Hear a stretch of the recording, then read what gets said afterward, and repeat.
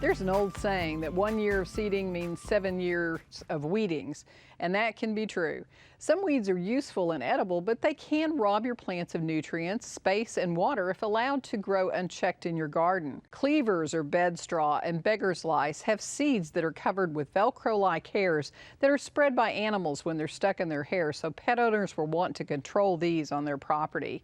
Cleavers are also dangerous for pets to ingest since they can block their intestines. Weeds can be blown by the wind, like sow thistle and dandelion, but most seeds are deposited near the mother plant. Weeds are extremely successful because they produce seeds abundantly. Here are some examples of seed production. One lamb's quarter plant can produce over 72,000 seeds in a year that can remain viable for over 40 years. A single pigweed plant can produce over 117,000 seeds. Dandelions produce 15,000 seeds, which can last up to 6 years. Evening primrose is pretty, but it's prolific at 118,000 seeds for one plant. Purslane can produce almost 2 million seeds, but that's okay because it's both delicious and nutritious. Now, weeds can tell you something about your soil. Purslane, pigweed, and henbit tend to grow in well-balanced, healthy soils, so remind yourself of that as you weed them.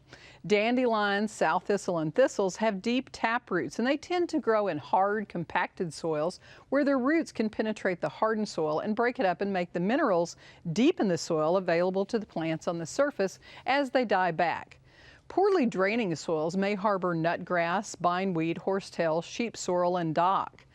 Mullein, sandburrs, and clover are common in soils that are deficient in nitrogen. Now, fast-growing weeds are a rich source of nitrogen, phosphorus, potassium, and hormones and trace minerals. Take advantage of the many nutrients in weeds by making a weed tea. Gather the plants, chop them coarsely, and then put them into a mesh bag.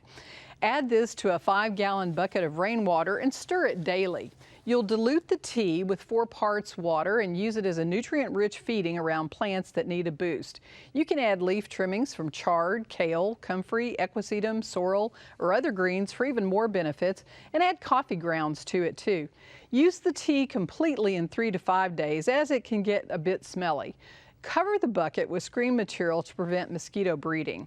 So if your yard is full of weeds that are starting to bloom and you're too busy to pull them, at least chop the tops off to prevent seed production. Use a hoe or even a weed eater or a mower to prevent a massive crops of seeds.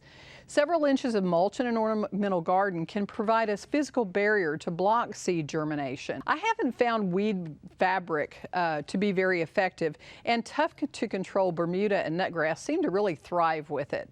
So control those weeds, use them in tea, and you'll have a better garden for years to come. For Backyard Basics, I'm Tricia Shirey. Thanks for watching.